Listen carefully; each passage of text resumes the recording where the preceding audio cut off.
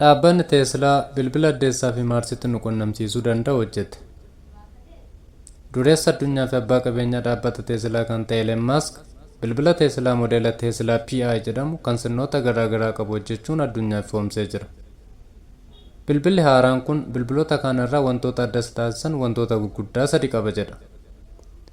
Inni jalqabaa bilbilli haaraan kun chaarjii yookaan kuusaa elektirikii kan hin barbaannee fi ifa aduutiin anniisaa kan guutudha. Yommuu bilbila kana kiisii keenya keessa godhannee adeemnullee ho'aan anniisaa kuufachuu kan danda'udha jedha.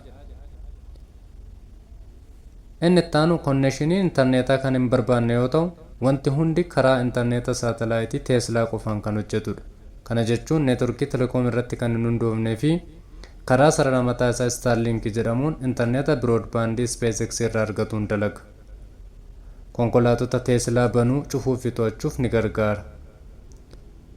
Bilbilichi niirooliinkii wajjin walitti hidhamee waan jiruuf utuu harkaan hin tuqiin yaada keenya ofumaa beekee waan nuti barbaanne nuu dalaguu illee kan danda'udha jedhameera.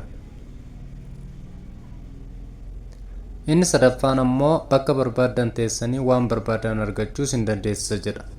Bilbila haaraa kanaan dachiirra teessanii gara addeessaa fi Maarsitti bilbiluu akkasumallee quunnamtii taasisuu ni dandeessu jedha. Abbaan kalaqa bilbila kanaa Elon Musk.